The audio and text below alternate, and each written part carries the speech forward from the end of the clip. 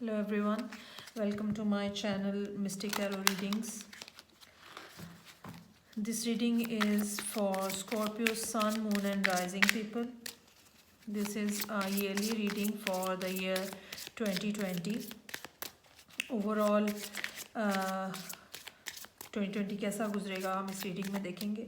थोड़ी सी डिफरेंट है मेरी रेगुलर रीडिंग्स की निस्बत. ये मेरे पास ऑरेकल कार्ड्स हैं अर्थ मैजिक.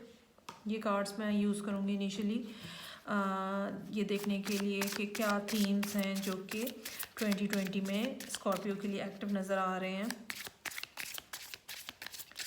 मैंने साल के 3 हिस्से कर लिए हैं. फर्स्ट पार्ट जो है that will be from January till April, then May till August, और लास्ट पार्ट जो होगा सितंबर, अक्टूबर, नवंबर, दिसंबर का होगा. बॉटम ऑफ द डेक जो है वो ओवरऑल हमें ओवरव्यू देगा ओवरऑल 2020 कैसा है, उसका थीम क्या है. आफ्टर दिस थीम मैं ये रेगुलर जो टैरो कार्ड्स हैं राइडर वेट ये यूज़ करूँगी to clarify these oracle cards. So let's start.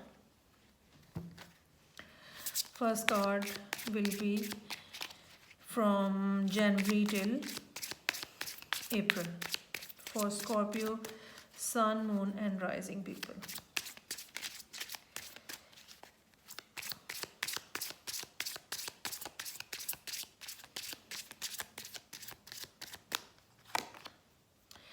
Whale. समुंदर का सबसे पावरफुल एनिमल होता है व्हेल. एनिमल भी नहीं, क्रीचर कहना चाहिए, बल्कि एनिमल तो लैंड पे होते हैं. सो सबसे पावरफुल क्रिएचर जो है समुंदर के अंदर वो व्हेल है. Second card is desert.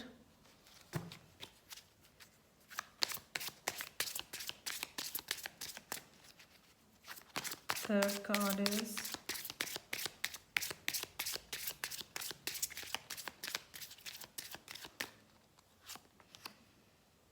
Full moon completion. और बॉटम ऑफ द डेक जो है वो स्प्रिंग इक्विनॉक्स है, रीबर्थ. ओके जी. सो स्कॉर्पियो ये आपके कार्ड्स आ गए. जो थीम्स आपके इस साल एक्टिव नज़र आएंगे वो ये हैं. एक तो स्प्रिंग इक्विनॉक्स जो है वो मार्च 21 22 जो है वो होता है, और ये स्प्रिंग का टाइम होता है. इसमें दिन और रात बराबर हो जाते हैं. ये मौसम ऐसा होता है कि हर तरफ हरियाली होती है, फूल खिल रहे होते हैं, जितने जानवर हैं वो रिप्रोडक्शन कर रहे होते हैं, प्लांट्स जो हैं वो रिप्रोड्यूस हो रहे होते हैं. बटरफ्लाइज जो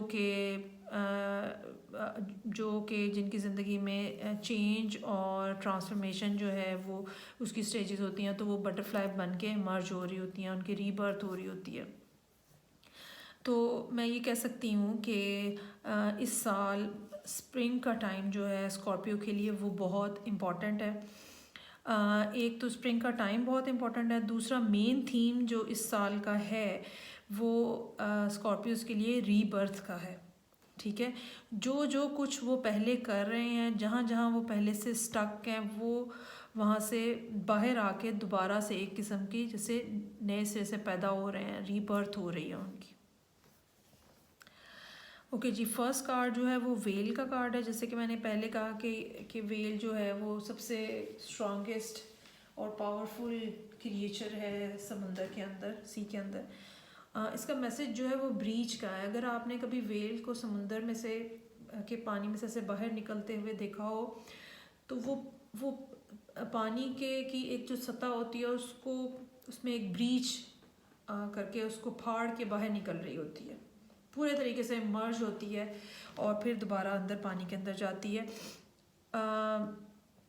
स्कॉर्पियो भी उस सरफेस टेंशन को ब्रेक करके बाहर निकलते हुए नज़र आ रहे हैं, उसको ब्रीच करते हुए, उस सो कॉल्ड बाउंड्री को, उस लेयर को जिसने उनको रोका हुआ था, उसको ब्रीच करते हुए बाहर इमर्ज होते हुए नज़र आ रहे हैं in first 4 months of this year. January till April. Middle वाला कार्ड जो है वो डेजर्ट का कार्ड है। पहली बात जो इस कार्ड के बारे में है वो ये है कि जब भी इस ये मतलब हम लेआउट बनाते हैं और इस कार्ड के दाएं बाएं जो कार्ड्स होते हैं, ठीक है, जब ये कार्ड सेंटर में आ जाए या जिस कार्ड के साथ ये कार्ड लग जाए तो इर्द गिर्द वाले कार्ड्स जो हैं उनकी पावर भी बढ़ जाती है, डबल ट्रिपल हो जाती है।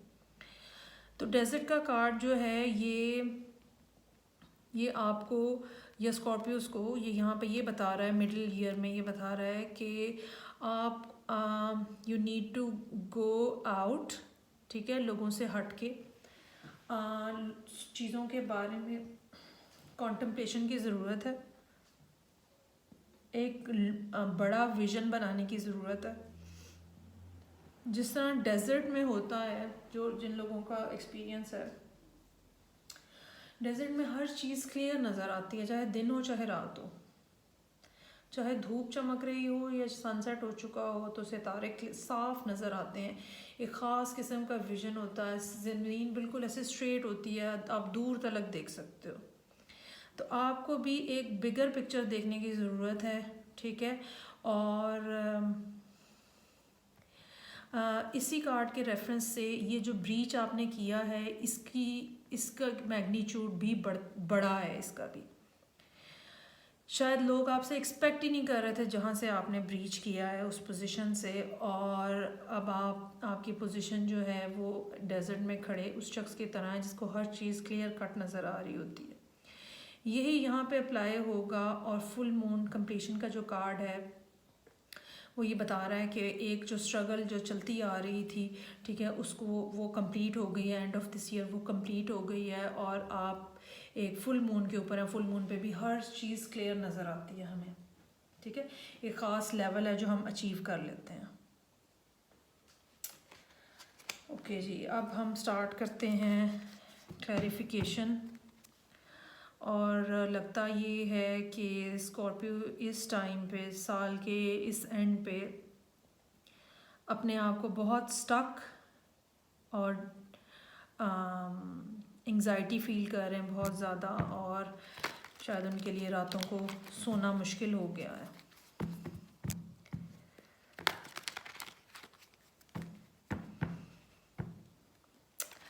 ओके जी, अब मैं राइडर वेट से कार्ड्स निकालूंगी जो कि हर एक कार्ड के अगेंस्ट 3 कार्ड्स होंगे टू क्लैरिफाई द सिचुएशन और थीम।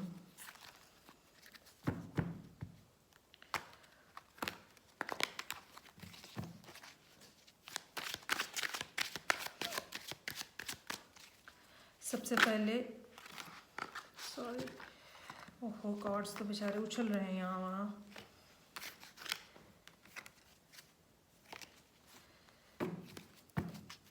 ओके जी, सबसे पहले हम स्प्रिंग इक्विनॉक्स के ऊपर उसकी डिटेल को जानने के लिए सबसे पहले हम कार्ड्स ड्रॉ करेंगे।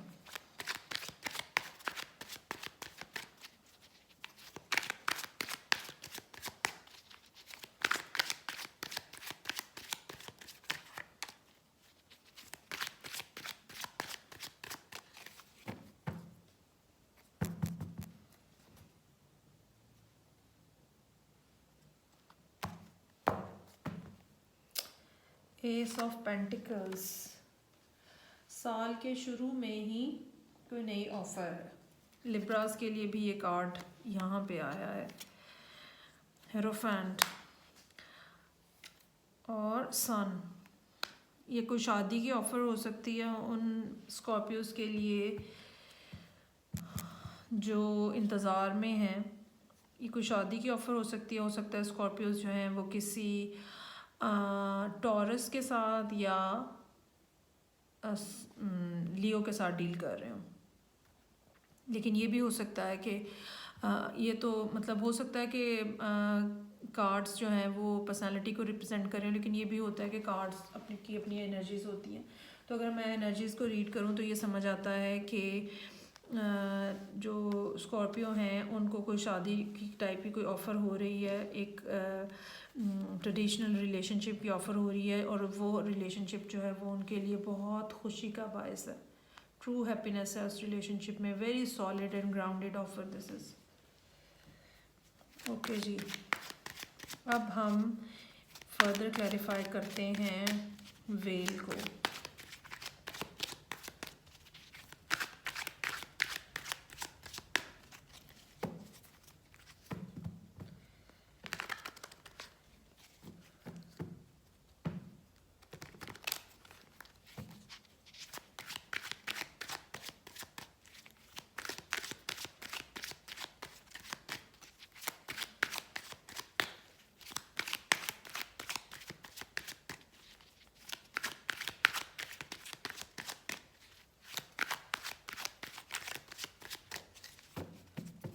लेट्स सी के जो ब्रीच स्कॉर्पियो कर रहा है तो ये क्या सूरत हाल है। 4 ऑफ कप्स, एक ख़ास किस्म का depression, knight of swords, justice. Okay जी, स्कॉर्पियो जो है वो एक ख़ास स्टेट ऑफ माइंड में है अर्ली दिस ईयर 2020, और उनकी नज़रें जो हैं उन कप्स के ऊपर हैं जो कि उनके सामने हैं। They are not looking this cup which can be an ace of cup, और बहुत क्लोज्ड ऑफ हैं।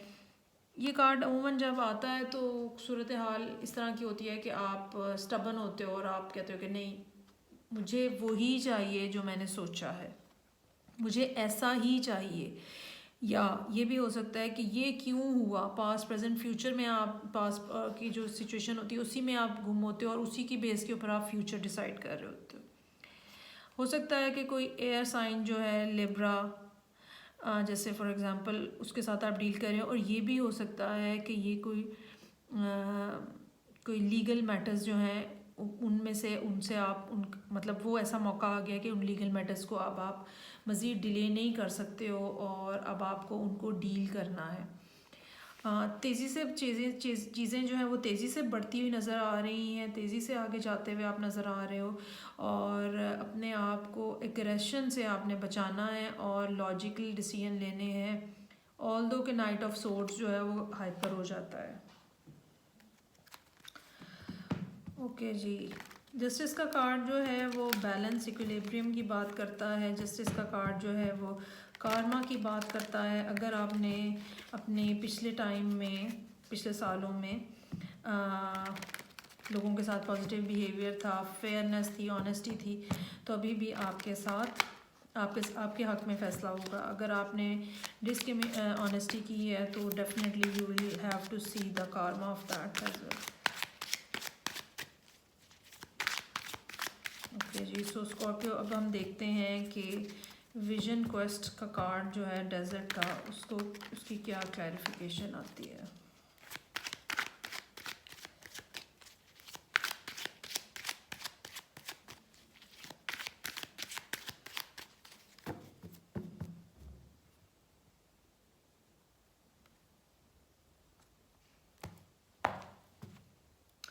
Seven of pentacles, ace of swords, moon. Okay ji, आप इंतज़ार में थे, ठीक है, और हो सकता है कि ये इंतज़ार जो है ये इस जस्टिस का हो। सो आप इस बात के इंतज़ार में थे और जितना आप जल्दी चाह रहे थे कि ये हो, उतना ज़्यादा आपको इंतज़ार करना पड़ा, ठीक है।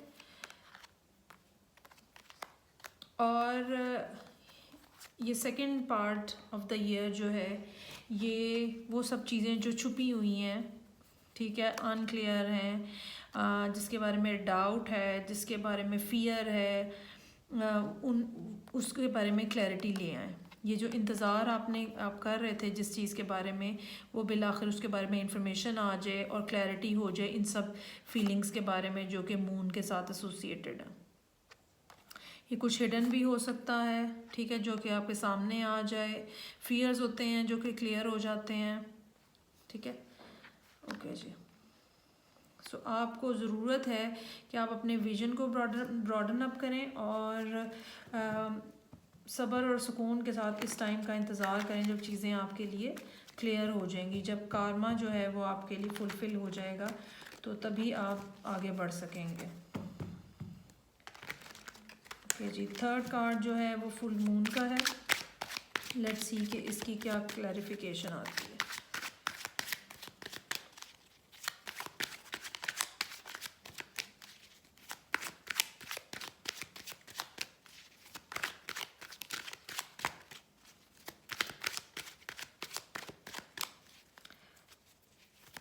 ये भी हो सकता है कि ये कोई सेटलमेंट का कार्ड हो, कहीं अब्रॉड सेटलमेंट का कार्ड हो, जिसके बारे में आप न्यूज़ का मुंतज़र थे और वो बहरहाल मिड 2020 में वो न्यूज़ आपको मिल गई है। ये भी हो सकता है।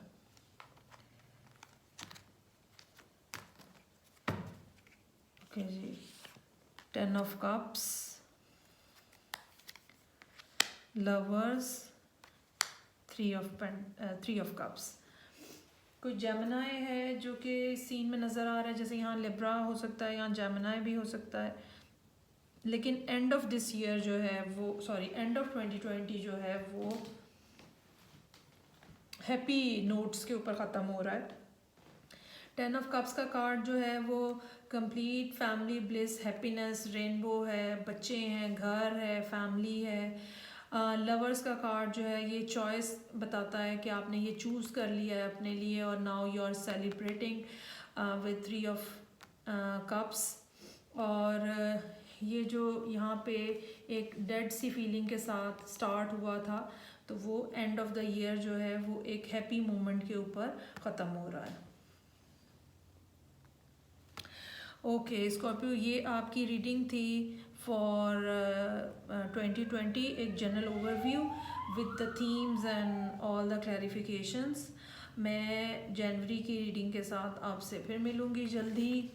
टिल देन मेरी रीडिंग्स को देखें, लाइक करें, शेयर करें। अगर अभी तक आपने मेरा चैनल सब्सक्राइब नहीं किया है तो चैनल सब्सक्राइब करें। मैं आपसे फिर मिलूँगी। Till then bye.